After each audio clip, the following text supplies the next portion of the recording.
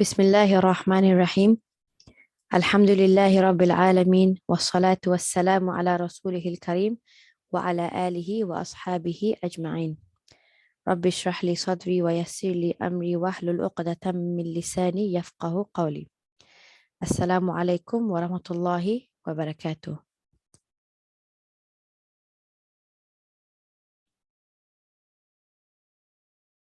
Okay, inshallah, this week we'll be continuing with the story of Asiya bint Muzahim, who was the Fir'aun's wife.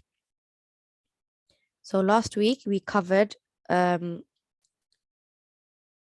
story of Musa alayhi salam, because Asia's story starts off with a big part of it comes from Musa alayhi salam's story, as well as Fir'aun's as well. So we talked about how Fir'aun and Asiya, they didn't have any children, and Fir'aun, he had ordered all of the children of Bani Israel to be killed because he had a dream, and in this dream he saw that someone from the Bani Israel had overpowered him. Okay. And because of this, he ordered his soldiers to kill all of the children of Bani Israel, all the boys that were born. And then when the soldiers realized and told Fir'aun that we can't do this because then there will be no more slaves for us and it's not good for the economy, what he decided to do was keep the children 1 year and then kill them the next year. Okay. So it was 1 year killing and 1 year of no killing. And thereafter, what happened was Musa alayhi salam was born in the year of killing. And his mother, Musa, Musa, so Musa alayhi salam's mother, what she did was she had kept her pregnancy hidden. And after she gave birth, she, of course, she asked Allah for help, and Allah inspired her and told her to put Musa alayhi salam into a wooden basket and let the basket flow on the river Nile. And this basket ended up in the palace of Fir'aun. And Asiya, she wanted to keep the child. She didn't have any children of her own. She wanted to keep this child, and Fir'aun, of course, eventually he allowed her. Musa he grew up in this palace, and then he also once he as once he grew up, he began to give da'wah to the people there. And Asiya, who was his mother, she followed his call. Okay. And she started to obey Allah, and she became a worshipper, a believer of Allah, but it was all in secret. Now, we also went over the story of the hairdresser of Fir'aun's daughter, who was tortured really in a very horrible way. She was tortured because she believed in Allah and she spoke about it, and she, confronted the Fir'aun. And as a result, all 5 of her children were, burned to death in front of her. And then she also was burned to death, as well as her children. And then Prophet Sallallahu Alaihi Wasallam, when he went on the journey to Isra wal Mi'raj, which is the journey when he had the meeting with Allah, he smelled a very, very beautiful fragrance coming from one of the heavens. And he asked Angel Jibril, what is this beautiful fragrance? And Jibril alayhi salam told him that this is the fragrance of the hairdresser of the daughter of Fir'aun and her children. Okay. Right, so moving on. So, of course, Asiya, she had witnessed this entire incident happening. Now, it was at this moment when she really saw the cruelty of Fir'aun. And the cruelty of Fir'aun and how horrible he actually was. And it was at this moment that she also witnessed the bravery of this woman. Okay. And Asia started thinking that if he is like this, such a tyrant, and this woman is full of courage, then, I will also stand up to Fir'aun. I will also stand up to my husband. And she did exactly that. Okay, so she was inspired by this hairdresser. Okay, and after witnessing everything that the hairdresser stood up to Fir'aun and was very courageous, Asia also was very inspired by her. So she went up to Fir'aun and she said to Fir'aun that I have disbelieved in you. And I don't care what you're going to do to me. I don't care what kind of punishment you're going to uh, I don't care what kind of punishment is going to happen to me, but I believe in the Lord of Musa. I believe in the Lord of Harun. So this is Asia, very, very brave of her to do something like this, okay? After witnessing the torture that the hairdresser had gone through, now she knows that she probably will get it twice as bad because she is the queen of the palace. She is the queen of Fir'aun, the wife of Fir'aun.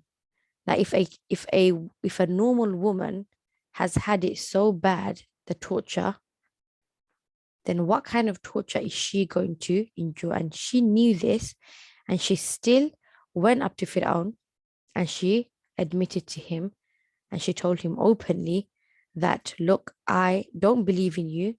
I disbelieve in you, and I don't care what you're going to do to me, but I believe in the Lord of Musa and the Lord of Harun. Now, of course, Fir'aun, this was an immense, incredible shock for him, especially as she's been worshipping Allah for a while in secret. And of course, he's been so oblivious to the fact that his own wife, um, under the same roof, has been believing in Allah. Now, of course, he was so shocked. And he said to her, do you have, any idea what I am going to do to you? Do you have any idea what I am about to do to you? And she said to Fir'aun, she answered and she said, look, I know what you're going to do to me. You're going to torture me, and I don't care.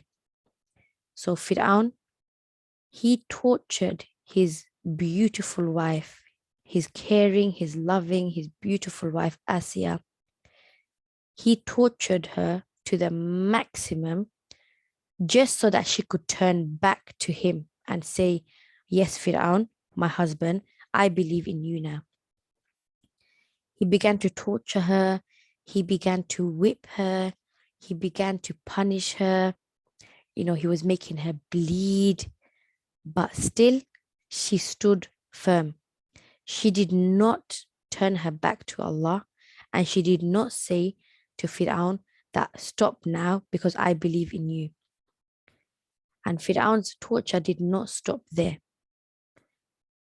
As well as whipping her and punishing her and making her bleed, he hung her from the ceiling,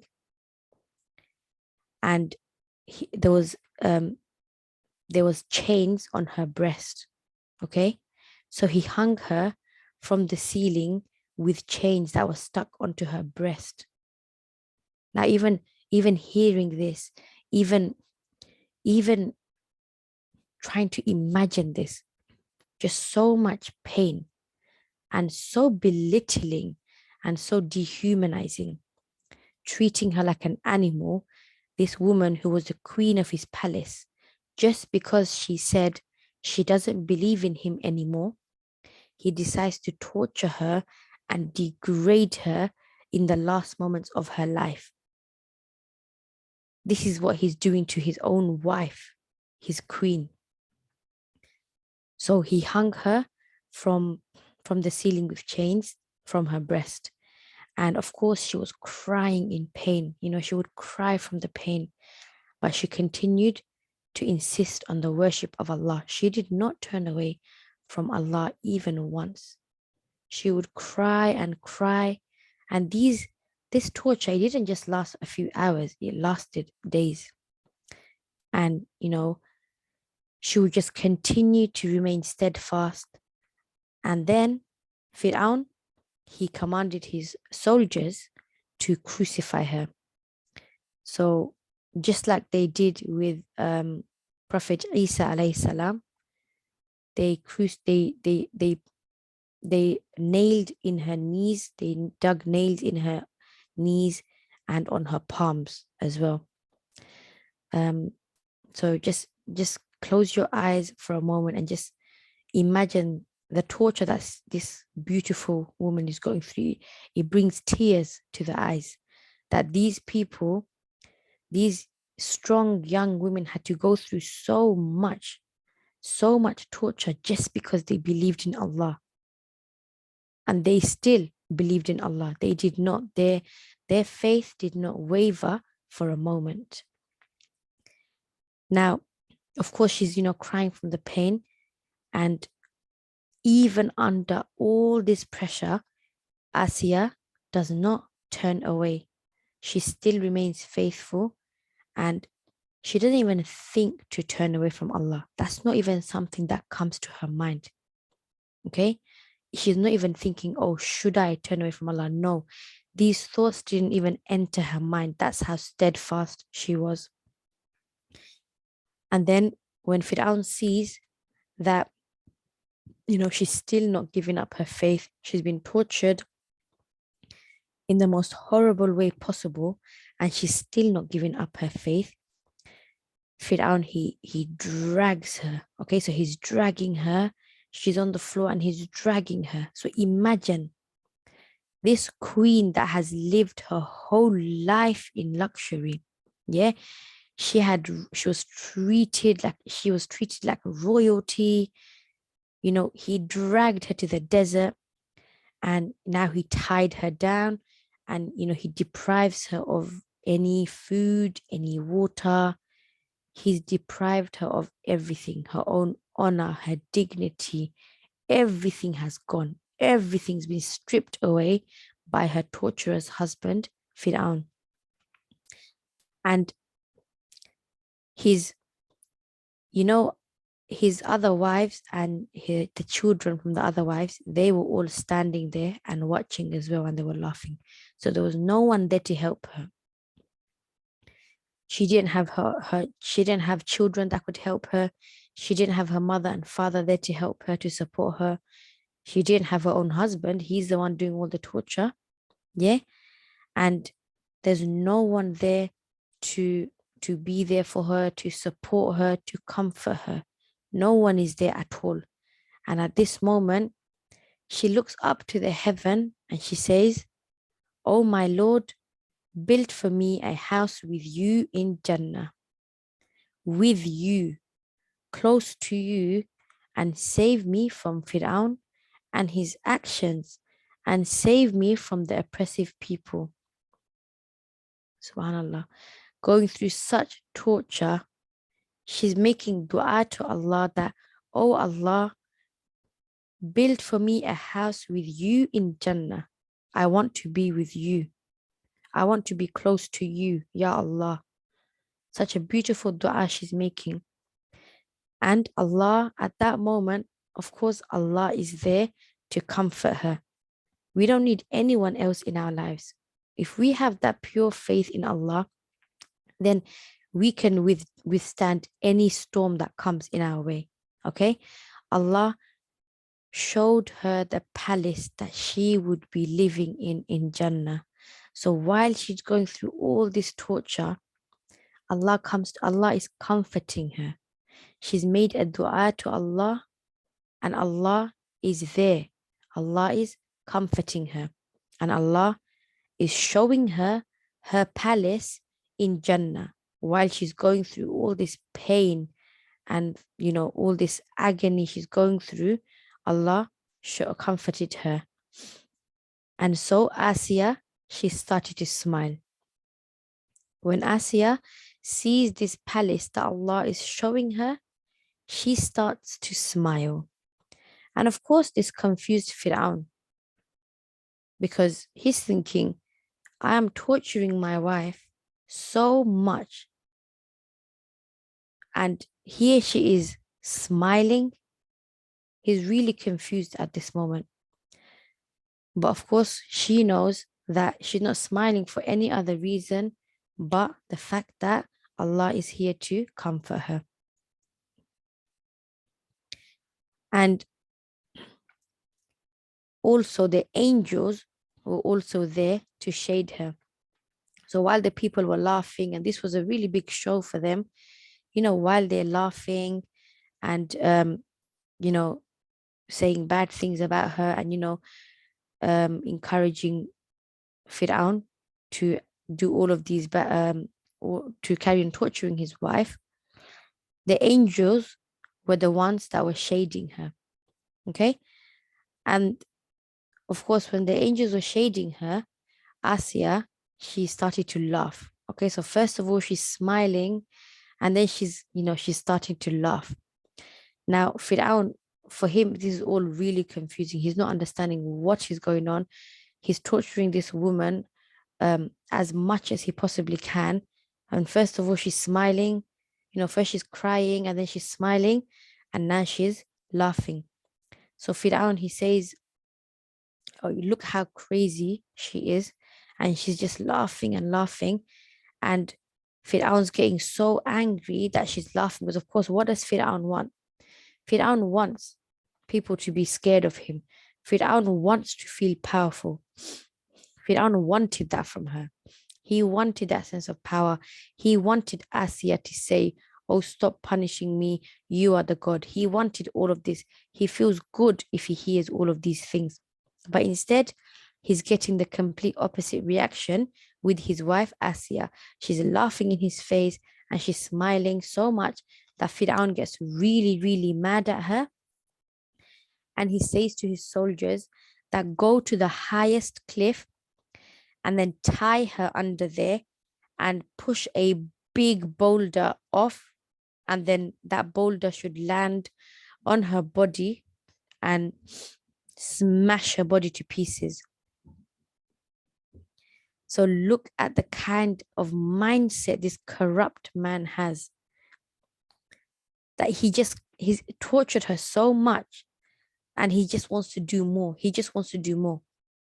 So the soldiers, they go up to the cliff and they push the boulder, this really heavy boulder, and they push the boulder off to fall on her body. But Allah already took her soul before the boulder even landed on her body. So before this big boulder even smashed her body to pieces, Allah already took her soul.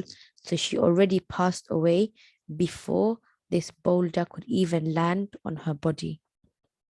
And Allah had given her a place in Jannah just as she had requested.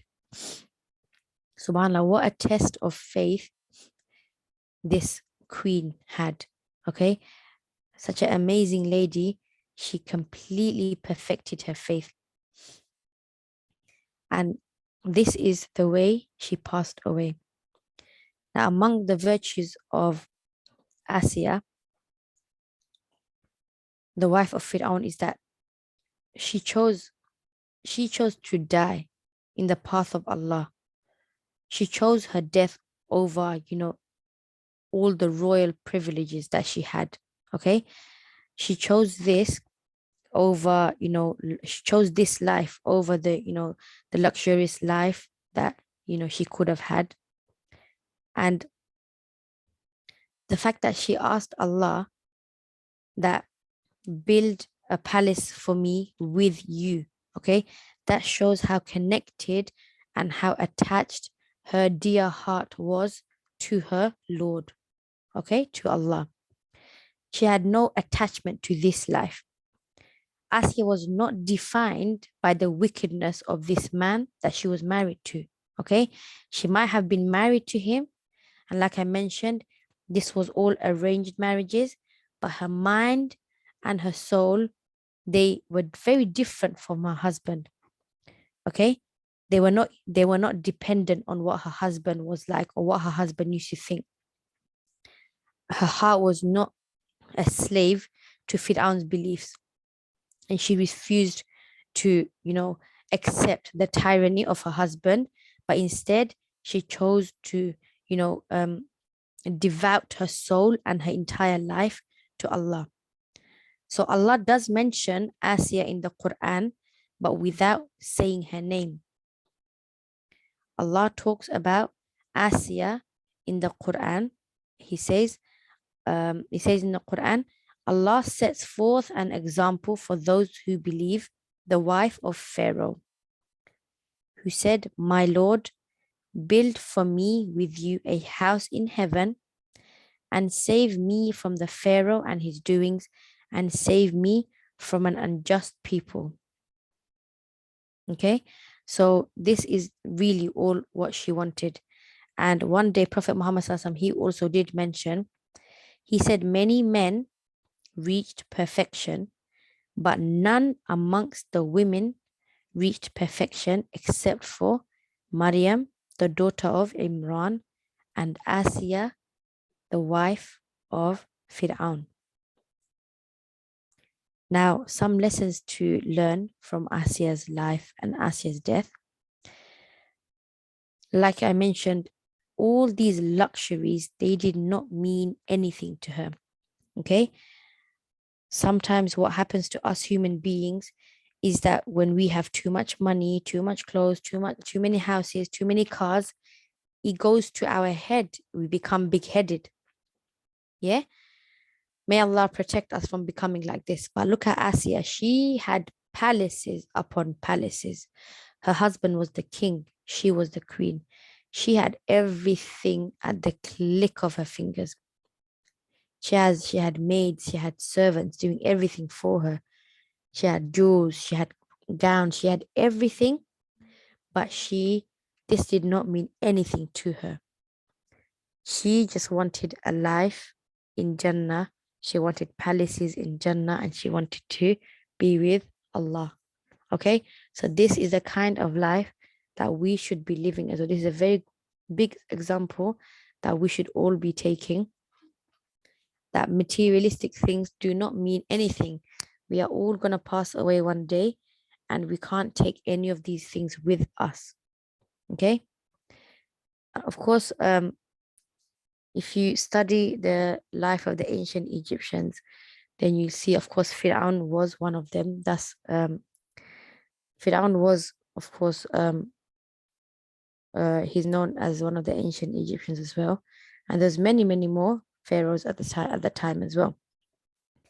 So what they used to do, the pharaohs, when the pharaohs used to die, so when the kings used to die, they would be buried with their jewels and with their money and with their wealth and with their valuables, with their food. They used to be buried like this, because what the ancient Egyptians used to believe was that as soon as they die, then they go to another life, and they need all these things with them. This basically gives them some sort of power. But of course, as Muslims, we do not agree with this, and we do not believe this. Nothing can help us once we're in our graves. Nothing will help you. Okay. When Asiya heard about Prophet Musa Islam's message to obey Allah,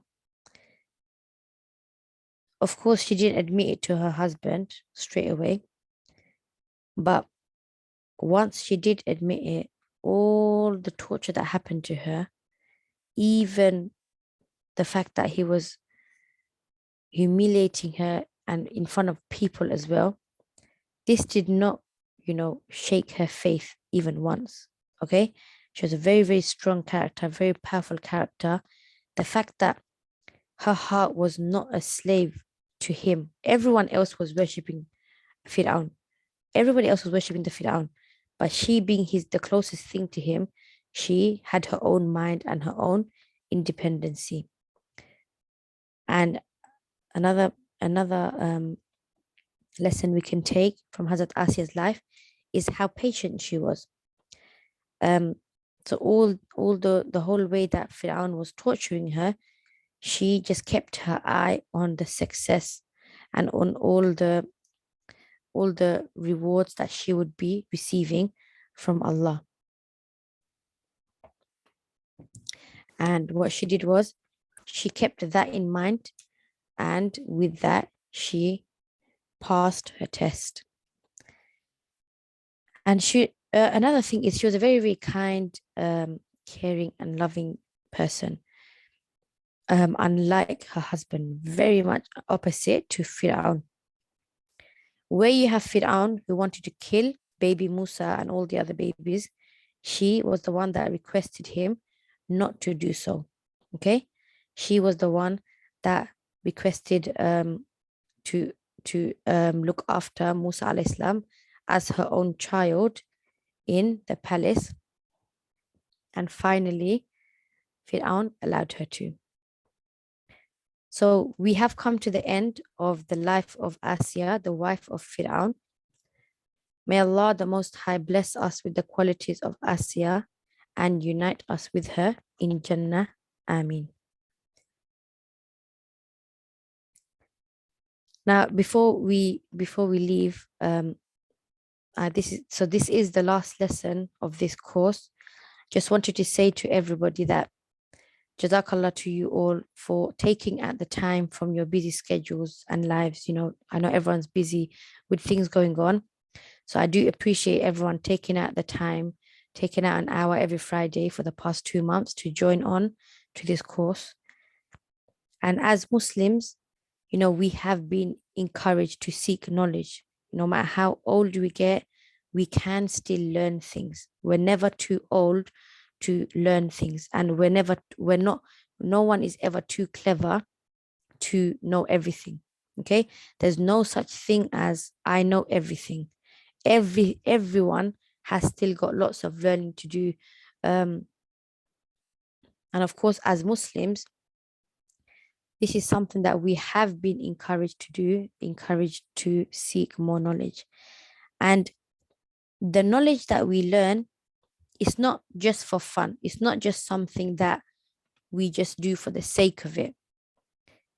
Because if the knowledge, so if the courses that we attend and if the lessons that we sit in don't make us better Muslims, it's not fixing up our character, it's not making us carry out more worship, then this is not beneficial knowledge.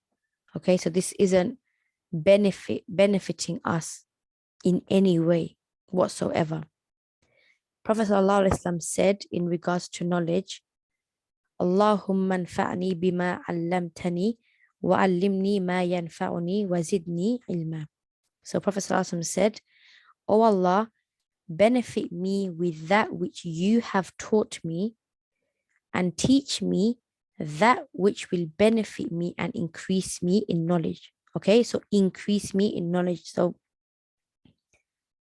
it's a lot. Is people think that if they're knowledgeable, that's it. They've done this many degrees and they've done this many courses and they've completed the Quran this many times and they're a Hafid and Hafida, and people think that's what matters the most. These titles don't matter as much as your actions matter.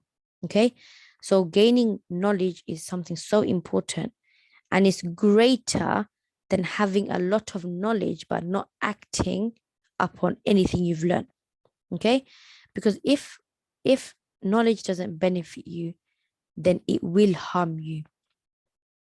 And those who, of course, do not act upon their knowledge, then we will be answering to Allah subhanahu wa ta'ala on the day of judgment. What did we do with this knowledge? What did we do with these courses that we sat in? What did we do? What did we take from it? And how did we incorporate this lesson into our daily lives? So may Allah grant us beneficial knowledge and protect us from knowledge that does not benefit us. And another quick point to mention is that as our knowledge increases, so should our ibadah. Yeah. And before I leave you, I just wanted to leave you with something. I did mention when we first started this course that if you look into Islamic history, then it is full of stories about, independent, empowering, inspiring women. Okay. And not many of our youth know about these amazing women now. And that is down to us. Yeah.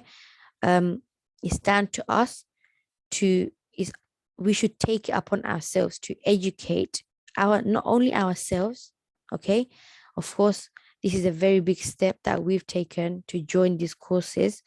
But then the next thing we should be doing is passing this knowledge on to our youngsters, so our younger sisters, our younger daughters. Yeah. And even if your mothers, grandmothers are around and they don't know much about these independent women in history, then we should be teaching them as well. And we need to try and instill these, characteristics of these great women into our daily lives, inshallah, because they are the true heroes. They are the true role models. I don't think there's anyone in this world right now, of course, apart from our mothers and our grandmothers, that are role models to us.